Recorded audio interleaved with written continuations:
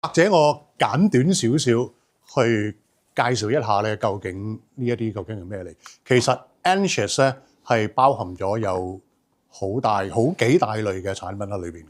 除咗線材之外啦，咁正話阿 Carol 都有介紹過啦 ，switch 啊 ，power distributor 啦，咁啊另外我哋仲有一個叫 power box，power box 咧就一陣間我再解釋。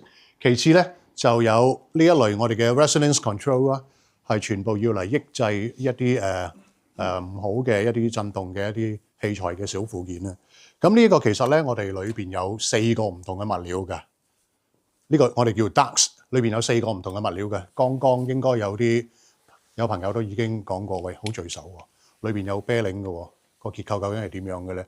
其實佢本身有4種物料，就係不鏽鋼、銅、鈦金屬，仲有我依家手上邊呢粒係最貴㗎啦 ，zirconium。zirconium 係咩物料咧 ？zirconium 咧，即係如果簡單啲去介紹，令到大家容易去理解究竟係咩一回事嘅時候咧，就其實呢一個咧係一個非常之受我唔可以講話佢受管制，而係咧係一個比較好難攞到同埋好難會有人識得去運用呢種物料嘅一個原材料嚟嘅。zirconium 就係咧核電廠裏邊嘅核燃料棒出邊有一個保護罩，嗰個 cylinder 係要嚟保護支核燃料棒，令到佢可以維持喺嗰個溫度，喺嗰個穩定性。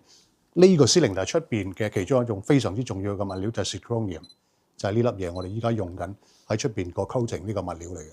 咁每一個我哋嘅DUCs 裏邊咧，其實係分3層咧，睇到3層裏邊咧，其實每一層裏邊咧都有3粒 bearing 嘅。呢個已經係第3代，各位依家見到嘅，我哋喺今次呢一個示範裏邊用緊嘅，全部都應該係第3代嘅產品嚟㗎啦。最初嘅時候咧，就其實好簡單，係由一個不鏽鋼開始嘅啫，由不鏽鋼開始，咁然後我哋試過好多種唔同嘅物料嘅 bearing 喺裏邊，有鋼嘅珠啦，呢個最普遍啦，大家都知㗎啦。咁啊，然後就係 ceramic 啦 ，ceramic 又係好多人都知道，好多發燒友都知道係對個效果係幾好嘅，尤其是喺個鞋震吸收個鞋震。跟住我哋就用鈦金屬。然之後第3代，我哋將所有嘅呢一啲 bearing 咧，我哋轉晒做 tungsten 即係鎢先至係喺呢一個應用裏邊吸收嗰個震動嗰個能力係最高嘅。因為大家都知道咧，其實除咗佢物理上嘅震動或者機械性嘅震動，每一條線，無論你係電源線又好，或者係信號線都好，佢一定會有自身帶一啲 mechanical 嘅 noise 喺裏邊嘅，一定有震動嘅。OK， 因為佢始終係有電喺行喺裏邊嘅時候就會有噶啦。幾靜嘅 switching power 都有，唔好講一啲係傳統嘅 transformer 啦，嗰個更加大添。就算係幾靚嘅 switching 嘅 power supply，你什麼喺 lab 裏邊用嘅又好，或者醫院裏邊用嘅都好啦，都一定會有嘅。咁呢一啲所有嘅震動咧，係對聲音咧係會造成一個負面影響，大家肯定知，唔使我解釋。正話阿 Carol 做一個好簡單嘅示範，拎走幾粒 DUCs 就即刻聽到個效果咧，個音場係會自動縮細，個闊度自動縮窄啦。咁啊，然後嗰個深度又會係變咗啦。咁呢個其實就係話俾你聽，其實呢一個 noise mechanical 嘅 noise 又好，或者係佢本身自己產生嘅震動都好咧，對個聲音嗰個影響係有幾大。Ansys 嘅產品就係要將呢一類咁樣壞嘅震動用乜嘢方式去吸收？其實呢一個咧 no space science，OK， 唔係一啲非常之咁高嘅一啲科學嚟嘅，但係我哋就做咗好耐嘅實驗，我哋用唔同嘅物料，用唔同嘅大細、唔同嘅重量、唔同嘅表層嘅呢一啲 blasting 嘅打磨物料，同埋點樣去做呢一個 coating， 呢一啲係經過好多唔同嘅實驗，做咗好多唔同嘅測試，大家今日先至聽到呢個效果。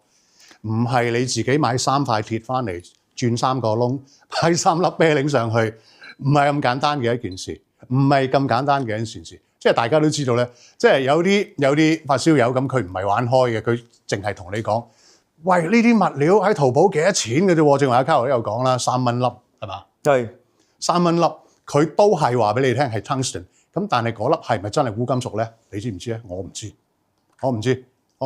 咁好啦，個重量要用幾多咧？直徑要用幾多咧？咁究竟喺呢一粒 dust 裏邊嘅時候，佢嗰個磨合程度又要應該係點樣咧？係咪應該要咁樣有個震動先至可以做到嗰個最好嘅效果咧？即係呢啲咧都係 Anschutz 佢喺呢一方面最突出嘅其中一個地方。咁所以點解大家擺上去嘅時候就已經即刻聽到嗰個效果？其實講得好啱啊 Carol 尤其是 dust 呢一類產品，又或者咧正話嘅 swords 啦，插喺後邊嘅 swords 我哋叫 swords， 咁就有唔同嘅類型嘅插頭，其實對個效果咧係會有正面嘅影響嘅。當然，因為一支咁細嘅 swords 咧，佢裏邊擁有嘅物料，嗰支我哋叫做 Tesla coil 咧，都有唔同嘅物料放喺裏邊嘅。咁你當然係越插得多嘅時候咧，你個效果會越好。因為點解咧？你周圍嘅 noise， 你仲有嘅 RF noise 咧，你係不斷周圍都有燈啊，咁然後我哋嘅 switch 啊，所有嘅火牛啊，又或者我哋嘅手提電話啊，嗱試下嗱，大家所有收晒你哋啲手機，擺晒喺隔離房，劈晒出去門口，一定唔同聲，因為我哋試過做晒呢啲實驗㗎啦。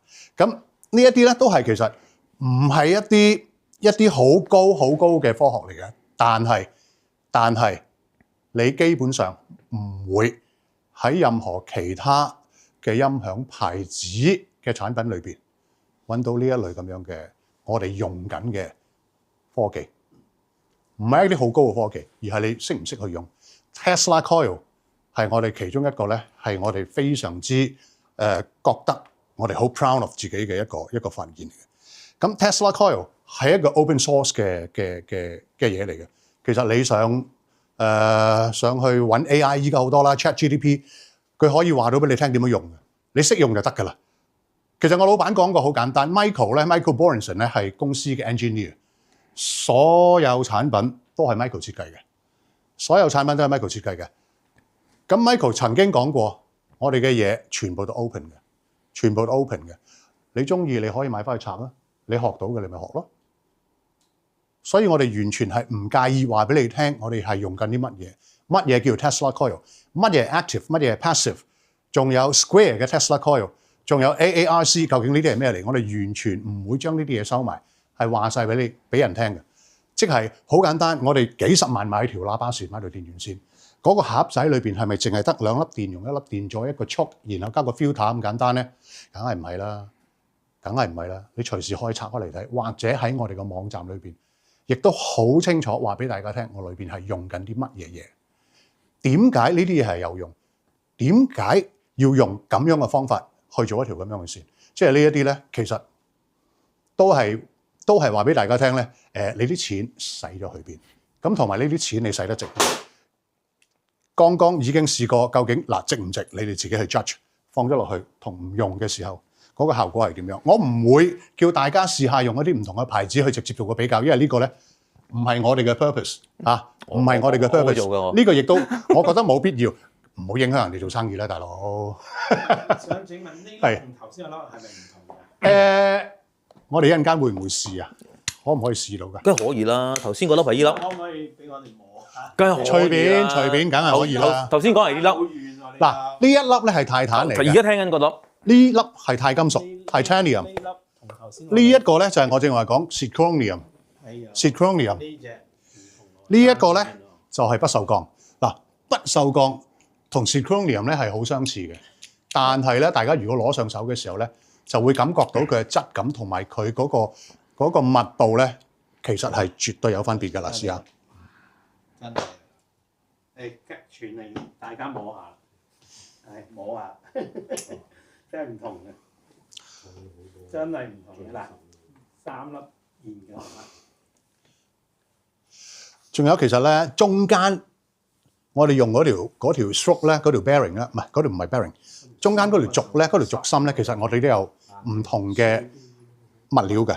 最主要我哋係用鈦金屬，因為鈦金屬我哋試過好多種唔同嘅中間嗰條軸嘅物料，鈦金屬係最穩定，同埋咧佢可以做出嚟嗰個效果，吸震嘅效果係最好，結合埋呢一個 tungsten 嗰幾粒 bearing， 呢個做得最好嘅。阿嘉豪正話講得啱，你各位如果屋企覺得喂就咁墊喺底，可能個效果未係100% 最理想。即係若果大家知道本身隻腳嗰個結構係點樣係最好啦，因為通常都係4mm、6mm 或者係8mm 嘅螺絲收落去嘅啫。咁我哋有嗰隻腳 Darks 嘅腳，我哋叫做就係咧專門就係用嚟咧俾翻我哋嘅 Darks 用嘅。呢一個咧先至係一個最好嘅 coupling 嘅效果。呢個先至係最好嘅 coupling 效果。其實若果有機會嘅話咧，大家都可以試下，因為其實嗰幾隻腳咧亦都唔貴嘅，Darks 貴好多。我交翻俾阿 Carl 先。我幾驚你調轉講，價錢唔好講住。係啊，價錢唔好講住。摸完我先講俾你聽幾多錢。喂，摸完先講啦，我驚你碌咗出嚟啊！摸下值唔值先，最緊要睇個樣先，大細。